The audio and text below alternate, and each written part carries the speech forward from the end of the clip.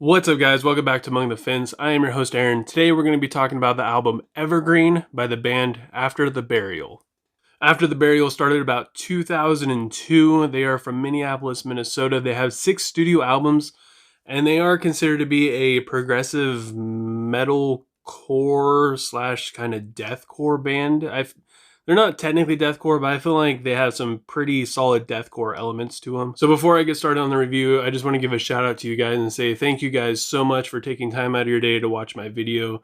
I've been getting a lot more comments lately of people requesting albums for me to review, and I've been getting comments of people telling me what they thought of the albums I review. I've even been getting more subscribers and likes, and I just appreciate you guys caring. Even if you took time out of your day to give my video a thumbs down and leave a comment letting me know of how my opinion is just absolute trash, still, thank you for caring. So getting back to the review, the first thing I want to say about Evergreen is that this album is freaking full. There's no shortage. It is just up to the freaking brim. It is full of chugs. It is Chug City. If you want chugs in your life, this is the place to go. You want to listen to Evergreen. It is just so many chugs. If you haven't listened to this album before and you like chugs, this is it. This is the album to listen to. And if you have listened to this before and you're like, hey, there's not that many chugs, then you're in denial. Now that we got that out of the way, I also got to say that After the Burial has one of the most underrated vocalists I've heard in a very long time. He doesn't have tons of range. He does do some pretty impressive stuff on the album though, but it's just his vocals, they just hit you deep.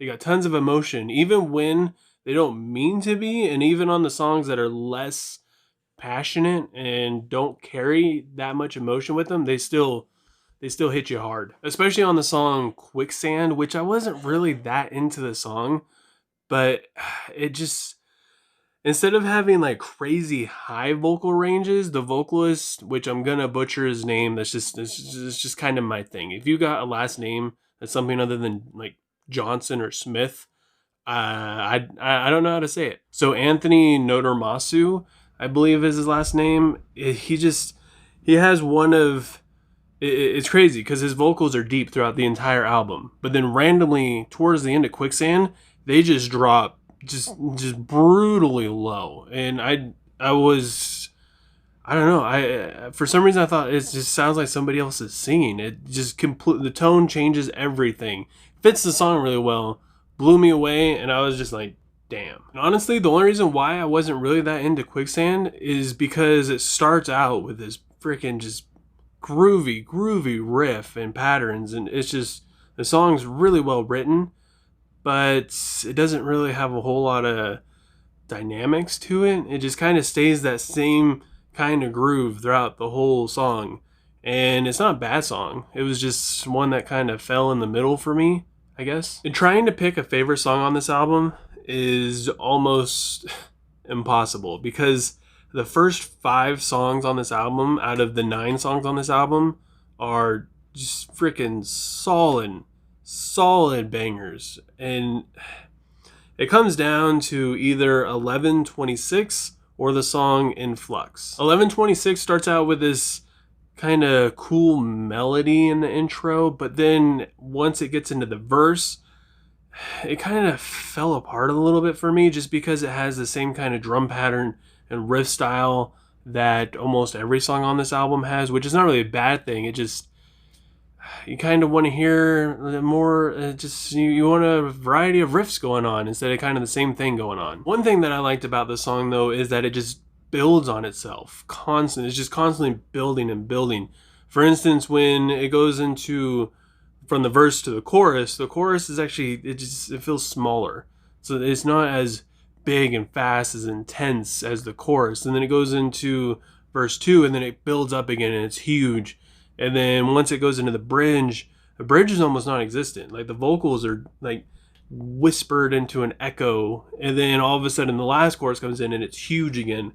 And then one issue I also had with the song is that when it comes into the guitar solo, it's it felt like it didn't need to be there. It was very fast, extremely repetitive. But then once the song starts to close out, the guitar solo changes and becomes more dynamic, and it just has a way better sound to it, but it's fading out. And I just wish that instead of it doing that when it faded out, it would have done the crazy fast, just wheedly do part, and then halfway changed to the more expressive, solo-y, passionate kind of feel. And then Flux starts out with the same kind of like screeching guitar intro that After the Burial, they kind of like to do that. They have this kind of heavy chugging and then a screechy kind of guitar sound, heavy chuggy, screechy guitar sound intros going on all the time. But what I liked about this song is that after it did that, I wasn't really that into it. But once it came out of the intro and went to the verse, the riff and the drum passage was just super sick. The whole thing, it was just way different from the songs that came before, which, like, it's the fourth song on the album. So I was kind of like, they're all gonna start out the same, they're all gonna be the same. I started out liking the album, but then I was not liking it after a while. But then once I got to Influx and it changed, I was like, hey, these guys do know how to write other stuff. The riff is just so simple and yet so freaking juicy at the same time. And the verse has great just pacing throughout the vocals. And then once you get to the chorus is small, but in this kind of sense, it's just really short, but it fits the music really well because it goes back to that screeching kind of sound.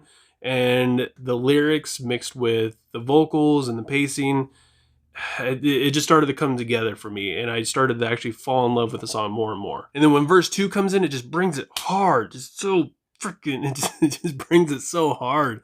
And it's honestly, this whole song is pretty much perfect. It's got tons of energy. The breakdown is just, it's different. It's just very different.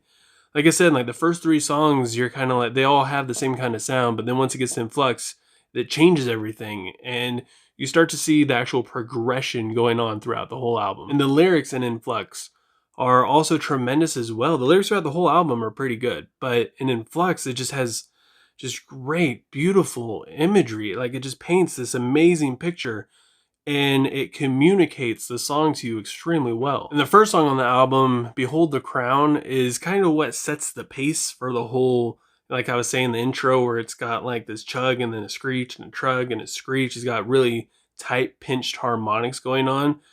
And at first when you hear it, you're like, yeah, this is sick. But then when it goes on for like 40 seconds, you're like, it's getting kind of annoying now. But just then, as you start to become annoyed by that screeching sound, it's over. And then all of a sudden you hear probably the greatest drum work you've ever heard, or at least the best drum work on this album. I really like the drum passages on Behold the Crown.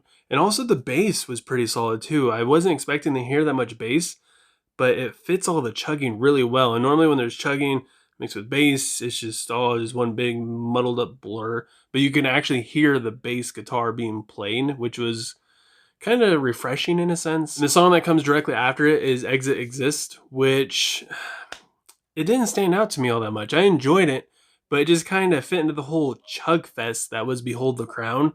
But I will admit though, it does have a really, really, really good breakdown that transitions just beautifully into the pre-chorus going into the chorus. And the same kind of thing happened to me with Respire too. It had the same kind of just chuggy, not even a breakdown, but just a straight up beat down kind of riff in the verse. And it's just like this album, it's just, there's just so many chugs. There's just so many chugs going on. It's just so many. And just when I was giving up hope on Reprise, all of a sudden the bridge comes in and the vocals just get right in your freaking face, and they're loud and they're raw, and they just oh, it was so good. And especially since this vocalist, Anthony, he's just so phenomenal. And then all of a sudden you have him just right in your face, and the vocals are just, I mean, they are just front and center, man, and they're just raw as could be. And it is huge, and it's epic, and it's wonderful. The only songs I really didn't like on this album are the last two. I didn't like the second to last song and the closer. they felt so out of place from the whole album. The challenge to Existence starts out with this scratchy turntable kind of riff, and it has almost like this genty tone that's like just borderline metalcore. I mean, it's just itching into that gent territory. Now that I think of it, I actually take back what I said about Behold the Crown, because the challenge to Existence, that song actually probably has the best drum work on the whole album. And the lyrics are good. It just, like I said, it just didn't really fit the whole tone of the album. And the closing song, A Pulse Exchanged, it kind of did the same thing, but a different way. It had more of a hardcore tone and feel to the song. And it was a good closing song, but it just felt out of place. Like the lyrics were still good, but it just had a way different texture than the whole album. It's like the whole album kind of plays it safe. Like I said, it's just tons and tons and just gobs of freaking chugs going on, and then there's a whole chug chug screech screech chug chug screech screech going on in the intros, and there's not a whole lot of riff variety going on, which you just kind of get used to that, and you're okay with it, and you're enjoying it, and you're loving every minute of it. And then you get to the last two songs, and then they get kind of more experimental in their sound, and you're just kind of like, wait, what's happening? What are you guys doing? Why are you doing these different scratchy kind of riffs? And you got like super progressive, and it just doesn't have the same kind of dirt, I guess. I guess that's the best way to explain it. It doesn't have that dark, just raw, dirty feeling that the rest of the album had. But I don't know, maybe that's the way how the album was supposed to progress and the story was supposed to go, and I'm just too stupid to see it. That's a possibility too. Maybe I'm just kind of missing that. With all that said, and giving this album a pretty mixed review, I gotta give Evergreen by After the Burial a 8.2 out of 10. That rating might seem a little shocking to you guys, seeing as how I kind of talked a little bit more crap on this album than I did give it praise. But even the parts of the songs that kind of had flaws to them, I still found myself enjoying it quite a bit. This album is far from perfect, but I feel like the little nuances here and there that personally I didn't really enjoy actually made the album more dynamic for me, and it just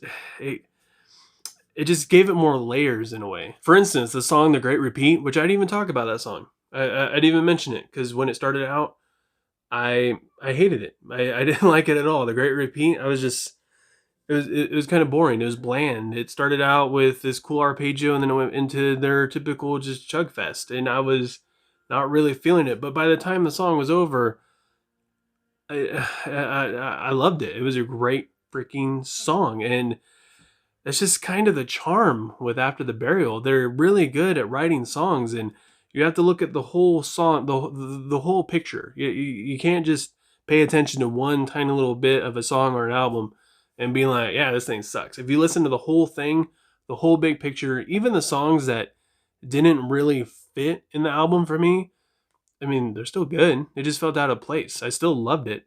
So yeah, I mean, it's a freaking good, it's a solid album. It's not their best, but it's good. But I want to know what you guys think. So if you listen to Evergreen, go ahead and leave a comment below letting me know what you think of the album. If you haven't listened to it yet, go ahead and listen to the song. At least listen to the songs that I said were my favorites, or even the songs that I said I hated, and let me know what you would rate it. If you guys enjoyed this video, don't forget to give it a thumbs up. If you want to see more, don't forget to subscribe and click the little bell icon.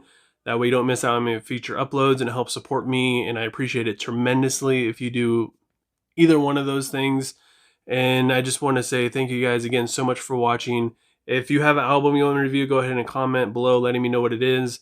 Maybe your favorite band came out with a new album, or maybe you even have a favorite album that's older and you want me to review it. Go ahead and leave a comment below letting me know what that is, and I will make it happen for you. And I hope you guys all have a good rest of your day. Again, thank you guys for caring and for watching, and I will talk to you guys next time. I was trying, ignorant, kid relying on